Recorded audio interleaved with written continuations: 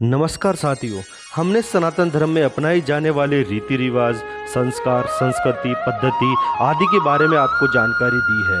इसी तर्ज पर आज हम आपको बताएंगे कि क्या पुनर्जन्म होता है या पूर्व जन्म के कर्मों के फल भोगने पड़ते हैं। तो साथियों, एक बार फिर से स्वागत है आपका हमारे YouTube चैनल हिंदुइज्म मिस्ट्री में। साथियों, आपने पुनर्जन्म से संबंधित बहुत से किस्से या कहानियां सुनी होगी, पर क्या आपको इनकी वास्तविकता पता है कि पुनर्जन्म होता है या नहीं। साथियों, शास्त्रों की बात करें तो महाभारत और गीता में पुनर्जन्म के प्रमाण मिलते हैं। गीता में भगवान कृष्ण अर्जुन से कहते हैं कि हे अर्जुन, तेरे और मेरे कई जन्म हो चुके हैं। फर्क सिर्फ इतना है कि मुझे सारे जन्मों की याद है पर तुझे नहीं। तुझे याद नहीं होने के कारण तेरे लिए ये संसार नया है और तू फिर भी आसक्ति पाले बैठा है। वहीं अगर महाभारत युद्ध की बात करें तो युद्ध की समाप्ति के बाद पांडव बाणों की सैया पर पड़े भीष्म पिता का आशीर्वाद लेकर लौटने लगे तो भीष्म पिता ने भगवान कृष्ण को अपने पास बुलाया और पूछा कि हे वासुदेव, मैं अपने किस कर्म की वजह से नुकीले बाणों की सैया पर असहाय कष्ट भुगत रहा हूँ।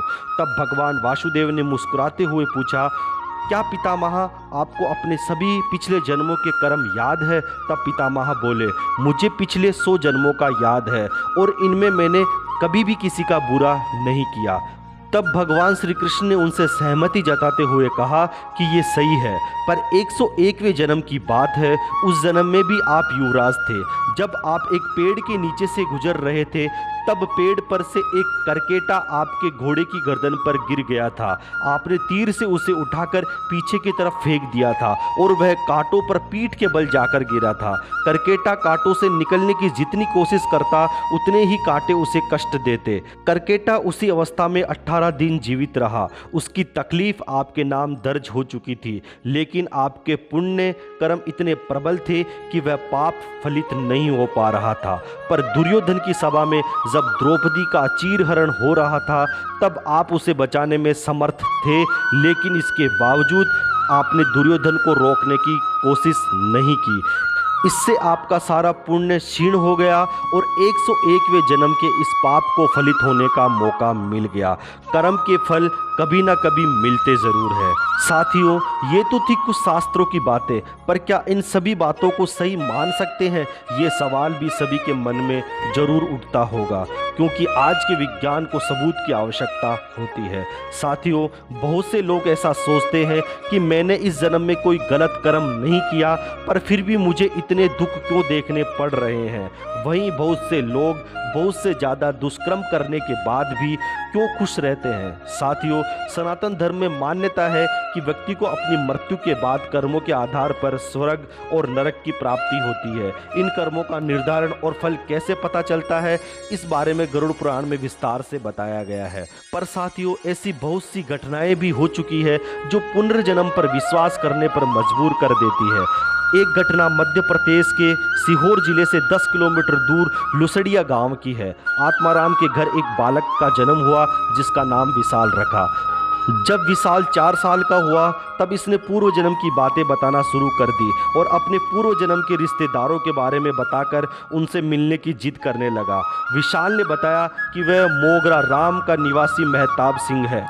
बच्चे को लेकर जब मोगरा राम ले जाया गया तो पता चला कि विशाल नाम के 4 साल के उस बच्चे ने पूर्व जन्म में उनके साथ हुई लूटपाट की घटना, खेत खलियान तक को पहचान लिया। मेहताब सिंह के बेटे और बहू ने 4 साल के विशाल को अपना पिता और ससुर मान लिया और इसी रूप में इन्हें सम्मान दिया। गीता प्रेस गोरखपुर से प्रकाशित कल्याण पत्रिका में इस घटना का उल्लेख किया गया है।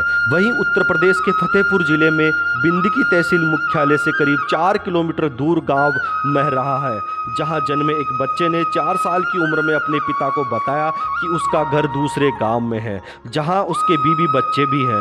पिछले जन्म में उसके चचेरे भाइयों ने विवाद के चलते खेत में उसकी हत्या कर दी थी। जब उस बच्चे के पिता ने उसकी बताए आधार पर खोजबीन की तो ये बात सच निकली। साथियों, लखनऊ लिटरेचर फेस्टिवल 2018 में पूर्व जन्म की अवधारणा पर आधारित एक पुस्तक का विमोचन किया गया। नाम है फास्ट फॉरवर्ड। यह पुस्तक अमृता लांबा नाम की लेखिका ने अपने पिता बलवीर सिंह के जीवन पर लिखी है, जिनकी उम्र 96 साल है और उन्हें अपने पिछले जन्म की सभी बातें याद है। बचपन में ये अपने माता पिता के साथ अपने पिछले जन्म के घर, जो अब पाकिस्तान में है, अमृता ने अपने पिता द्वारा बताई गई यादों पर पाकिस्तान जाकर ही रिसर्च की और सब कुछ सही पाया। साथियों, ऐसी बहुत सी घटनाएं हैं जिनके बारे में जानने से हम ये कह सकते हैं कि पुनर्जन्म होता है और उसके कर्मों का फल भी जरूर मिलता है। साथियों, ऐसी बहुत सी बातें पुनर्जन्म के बारे में सोचने के लिए मजबूर कर देती है कि जब कुछ गलत किया ही नहीं तो हमारे साथ गलत क्यों हो रहा है। ऐसा सिर्फ पूर्व जन्मों के कर्मों के कारण ही होता है। साथियों, आत्मा अजर अमर है, पर सोचने वाली बात यह है कि मनुष्य के मरने के बाद आत्मा जाती कहाँ है। ऐसी तमाम बातें हैं जिनको विचार करने पर हम कह सकते हैं कि पुनर्जन्म सही है और पूर्व जन्मों के कर्मों का फल भी भोगना पड़ता है। तो साथियों, हमारे द्वारा दी गई जानकारी आपको कैसी लगी, आप हमें कमेंट करके बताइए। वीडियो को लाइक कीजिए, शेयर कीजिए और ऐसी ही रोचक जानकारियों के लिए जुड़े रहिए हमारे YouTube चैनल हिंदुइज्म मिस्ट्री के साथ। धन्यवाद। जय श्री राम।